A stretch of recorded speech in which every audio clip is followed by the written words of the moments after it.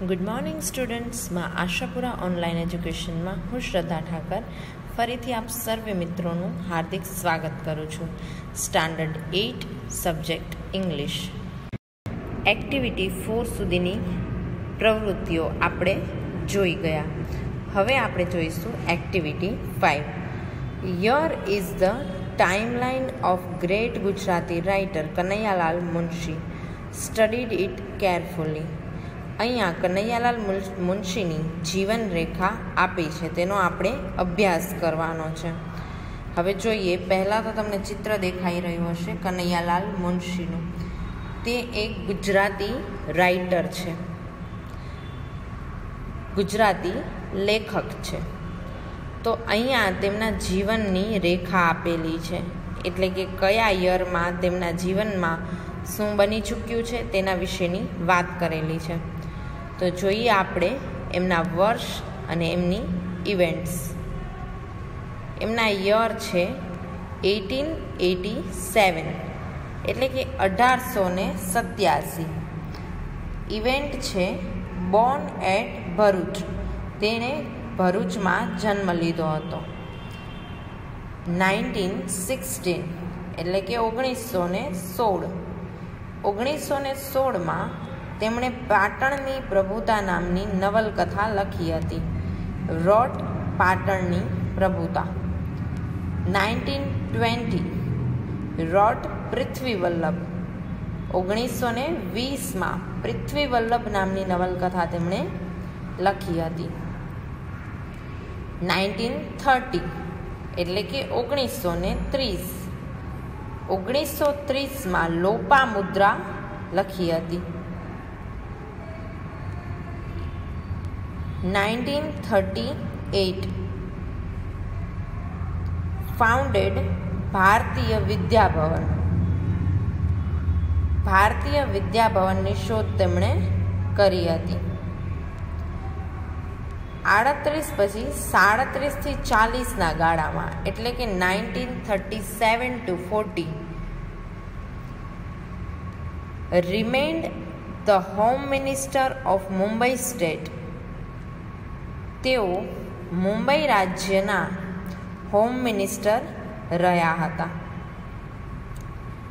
1948, એટલે કે 1948માં agent general of India in Hyderabad state and elected member of the legislative council. ઇન્ડિયાના હૈદરાબાદ રાજ્યના એજન્ટ જનરલ તરીકે તે ઇલેક્ટ થયા હતા, ચૂંટાયા હતા લેજિસ્લેટિવ કાઉન્સિલ, એટલે કે ધારાસભ્ય પરિષદમાં. 1952 to 53, 52 થી 53માં રિમેઇન્ડ મિનિસ્ટર ઓફ એગ્રીકલ્ચર. એગ્રીકલ્ચરમાં તેઓ મિનિસ્ટર તરીકે રહ્યા હતા.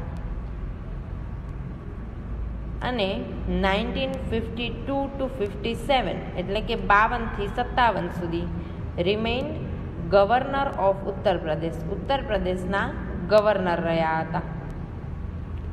તો આપણે તેમની જીવન રેખા જોઈ. હવે તેની જીવન રેખા પ્રમાણે બીજી એક વાત છે કે તેમના જન્મથી મૃત્યુ સુધીની. તો કે he died in 1917 at his resident in Mumbai. તેઓ જ્યારે મુંબઈમાં રહેતા હતા ત્યારે 1917માં 1971માં તેઓ નિધન પામ્યા, એટલે કે તેમનું મૃત્યુ થયું. હવે આના પરથી આપણે એક વાત જોઈએ. આગળ લખેલું છે, દરેક મિત્રો વાંચજો. Suppose you met him when he was the governor of Uttar Pradesh. What question would you ask him? Suppose કે આપણે વિચારીએ કે આપણે તે ઉત્તર પ્રદેશના ગવર્નર હતા ત્યારે તેમને મળ્યા હોત તો આપણે કેવા પ્રકારના પ્રશ્નો એમને પૂછત? તો દરેક મિત્રોએ આ પ્રશ્ન વિશે વિચારવાનું છે. અહીંયા હું તમને થોડાક પ્રશ્ન જણાવું કે આ રીતના પ્રશ્ન આપણે પૂછી શકીએ, પરંતુ તમારે પણ એ વિચારવાના છે. તો સૌથી પહેલો પ્રશ્ન તો આપણને શું યાદ આવે કે જે ગવર્નર હોય છે એની ડ્યુટીઝ શું હોય છે. તો આપણે પહેલો પ્રશ્ન પૂછીએ.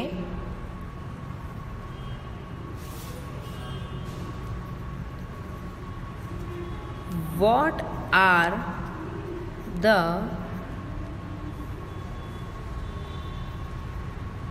DUTIES એટલે કે ડ્યુટીઝ, તેમના કાર્યો. Duties of a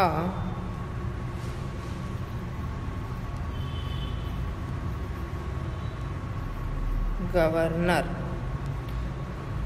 vote are the duties of governor? ગવર્નરની ફરજ શું હોય?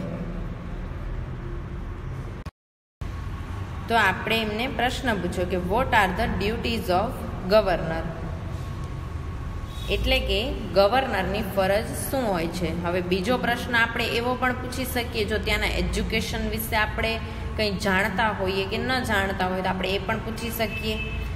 What do you feel about education in Uttar Pradesh?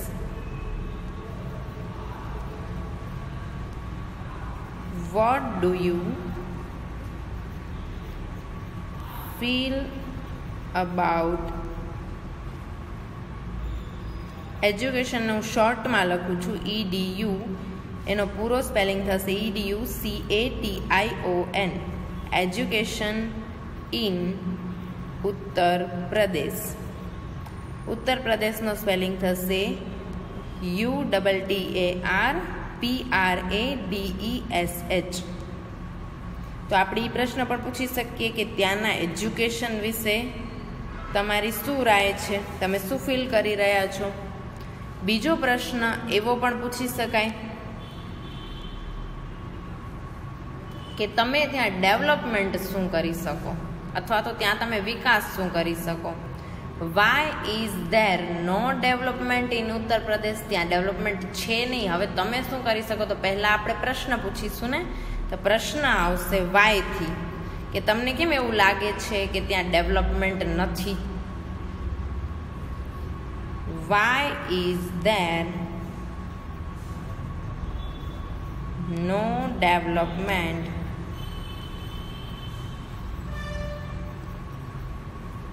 In Uttar Pradesh? Question mark.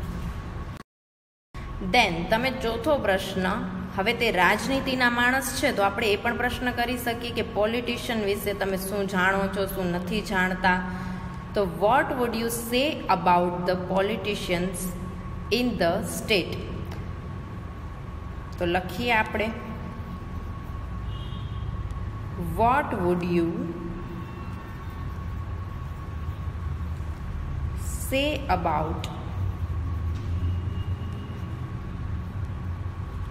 the politician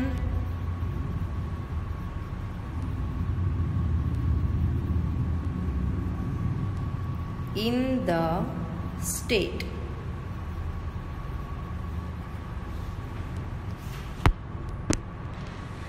Then 5 અને છઠ્ઠો ક્વેશ્ચન. હવે મિત્રો એક વસ્તુ યાદ રાખજો કે આપણે ઉપરની દરેક વિગતો જ્યારે જોઈ એના પછી 4 પ્રશ્ન મેં તમને સમજાવ્યા કે આ રીતના પ્રશ્ન એક ઉત્તર પ્રદેશના ગવર્નર તરીકે આપણે તેમને પૂછી શકીએ. તો તમે પણ વિચારી જોજો અને હોમવર્કમાં 5મો અને 6ઠ્ઠો પ્રશ્ન તમારે જાતે બનાવવાના છે. તો દરેક મિત્રો આ પ્રકારની કોશિશ કરશે. થેન્ક યુ દોસ્તો.